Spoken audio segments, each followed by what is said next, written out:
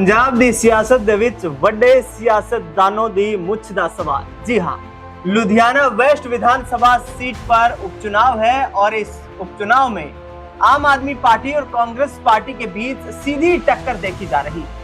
आम आदमी पार्टी की तरफ से मोर्चा संभाला हुआ है यहां अरविंद केजरीवाल और सूबे के मुख्यमंत्री भगवंत मान ने, तो कांग्रेस पार्टी की तरफ से प्रधान अमरिंदर सिंह राजा वड़िंग, सुखजिंदर सिंह रंधावा और प्रताप सिंह बाजवा जैसे बड़े राजनेता इस उपचुनाव को जीतकर पंजाब में 2027 में वापसी की पटकथा लिखने की तैयारी कर रहे हैं।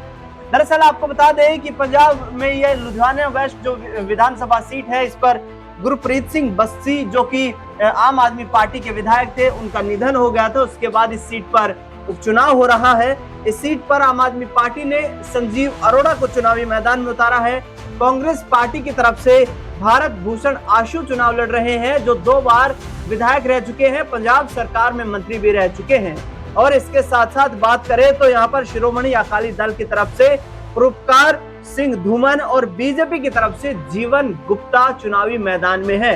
लुधियाना वेस्ट विधानसभा सीट जो है ये कारोबारियों की सीट मानी जाती है और इसको देखते हुए पंजाबी और इसके साथ साथ बनिया समाज का वोट बैंक अच्छी खासी तादाद में है, जिससे कहीं ना कहीं सीधे तौर पर आम आदमी पार्टी ये फायदा उठाने की कोशिश कर रही है कि जो संजीव अरोड़ा राज्यसभा सांसद होते थे उनको चुनावी मैदान में उतार दिया गया है।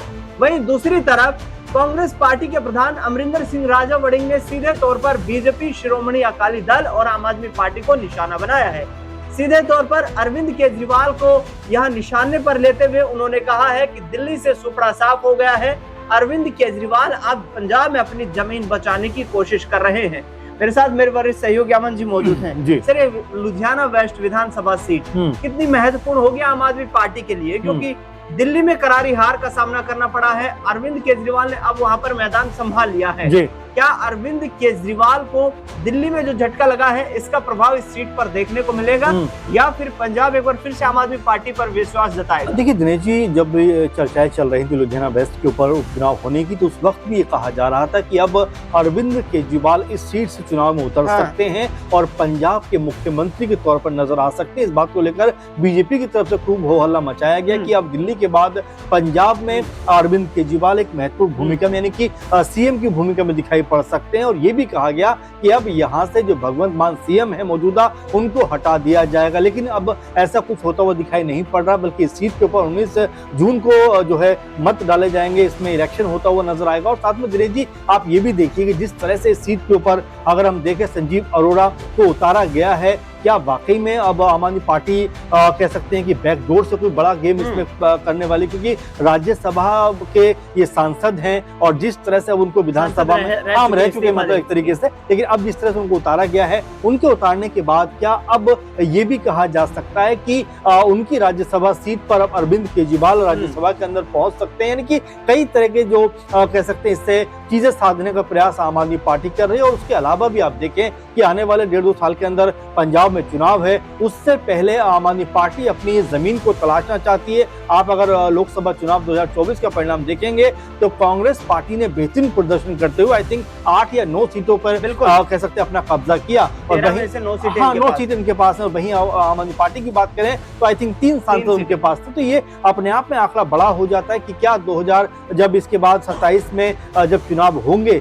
तो क्या यहाँ पर आम आदमी पार्टी को कांग्रेस पार्टी पछाड़ती हुई दिखाई पड़ेगी? क्योंकि आप देखिए 2 जगह चुनाव हुए जहां पर सीधे तौर पर कह सकते हैं कांग्रेस पार्टी को नुकसान हरियाणा में एक तरीके से कहें तो आम आदमी पार्टी ने पहुंचाया। दिल्ली में चुनाव हुआ तो यहाँ पर आम आदमी पार्टी को हरियाणा जो कह सकते हैं कांग्रेस पार्टी ने चुनाव में जो काफी ज्यादा नुकसान पहुंचाया। तो क्या एक अलग तरह की जो आपस की जो रंजिश है पॉलिटिकल, वो यहाँ पर बढ़ती हुई दिखाई दी, क्योंकि कांग्रेस पार्टी भी किसी भी तरह से सीट के ऊपर जीत चाहती है और जिस तरह से उन्होंने भारत भूषण को उतारा है वो भी कहीं ना कहीं अनुभवी चेहरा है। और क्या यहाँ पर आम आदमी पार्टी की अगर हार होती है तो ये भी मानकर चला जाए कि क्या अब यहाँ से आम आदमी पार्टी की जो सियासी जमीन है क्या वो भी खिसकना शुरू होने वाली है?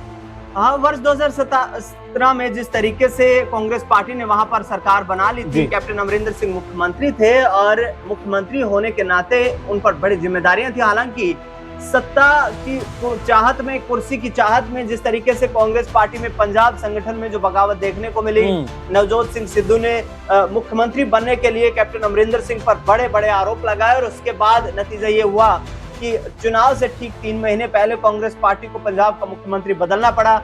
चरणजीत सिंह चन्नी को वहां पर सीएम बनाया गया और उसके बाद अमरिंदर सिंह राजा वड़िंग, जो कि लुधियाना से वर्तमान सांसद हैं, उस वक्त वो गिदड़बाहा से विधायक होते थे, तो गिदड़बाहा सीट से उन्हें उठा करके और लुधियाना से लोकसभा का चुनाव लड़वाया गया। गिदड़बाहा सीट खाली हुई, उस गिदड़बाहा सीट पर उपचुनाव हुआ, वहां कांग्रेस पार्टी हार गई। यानी कि पंजाब कांग्रेस के प्रधान राजा वड़िंग की पत्नी अमृता वड़िंग वहां से चुनाव लड़ रही थी और वो सीट हार गई कांग्रेस पार्टी। अब लुधियाना सीट, यानी कि सीधे तौर पर देखा जाए तो ये दोनों सीटें ऐसी हैं जो अमरिंदर सिंह राजा वड़िंग के पंजाब के सियासी भविष्य को तय करेंगी। लेकिन एक सीट पर पहले हार चुकी है बाई इलेक्शन में, यहाँ पर दूसरी अग्नि परीक्षा है। इस चुनाव में यदि हार मिली तो क्या अमन जी यहाँ पर राजा वड़िंग के लिए, जो कि प्रधान भी हैं, यंग हैं, 3 बार वो विधायक रह चुके गिदड़बाहा से, 4थी बार अब लोकसभा के सांसद बने हैं, पंजाब में ट्रांसपोर्ट मिनिस्टर रह चुके हैं, यानी कि 46-47 साल की उम्र में और काफी कुछ राजनीति में हासिल किया है।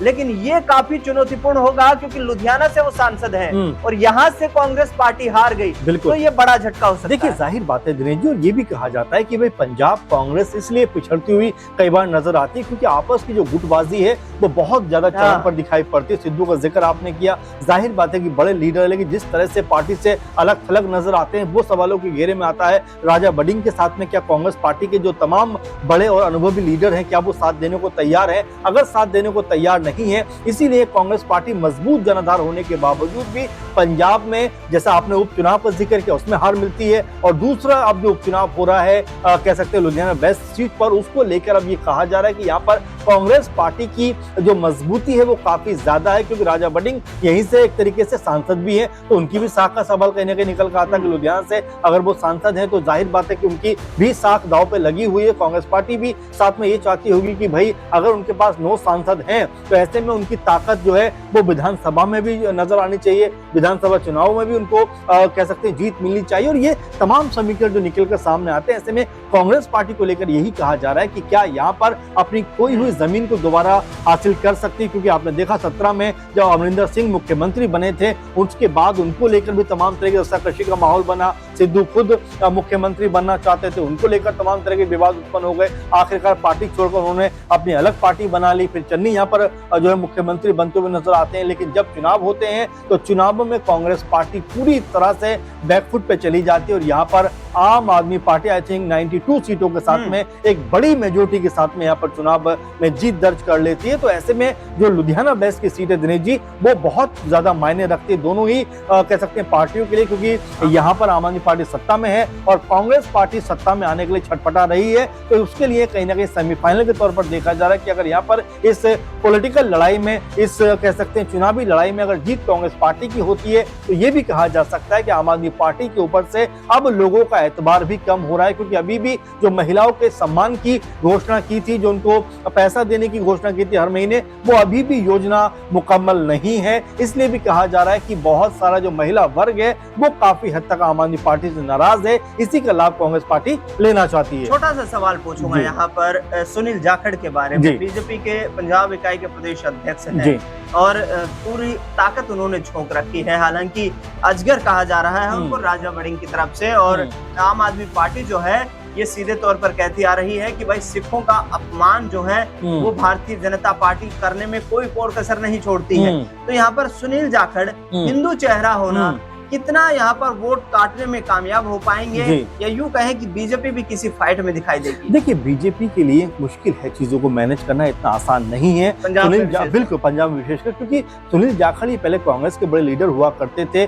गुरदासपुर सीट से आई थिंक सांसद भी थे और बहुत ज्यादा मजबूत चेहरों में से थे। सैनी देओल ने जब इनको हराया था उसके बाद ये फिर बीजेपी में आ गए। तो कुल मिलाकर देखा जा रहा है बीजेपी को अपनी जमीन तलाशने के लिए भी बहुत संघर्ष की जरूरत है। मुकाबला सीधे तौर पर कांग्रेस पार्टी और सकते हैं आम आदमी पार्टी के बीच में। अब यहाँ पर दोनों में से बाजी किस तरफ जाती है इस पर निगाहें लगी हुई है, क्योंकि यहाँ पर अगर सुनील जो कह सकते हैं जो अरोड़ा हैं, इनको अगर जीत मिलती है तो एक तरीके से आम आदमी पार्टी की तरफ से जो अरविंद केजरीवाल है उनका राज्यसभा में जाने का जो रास्ता है वो काफी हद तक तय होता हुआ दिखाई पड़ेगा। बिल्कुल, आम आदमी पार्टी और कांग्रेस पार्टी दोनों के लिए सत्ता साख की लड़ाई, कामयाबी किसे हासिल होगी ये देखना बेहद दिलचस्प रहेगा। पंजाब की राजनीति में 2027 के विधानसभा चुनाव से पहले ये बाई इलेक्शन काफी महत्वपूर्ण है।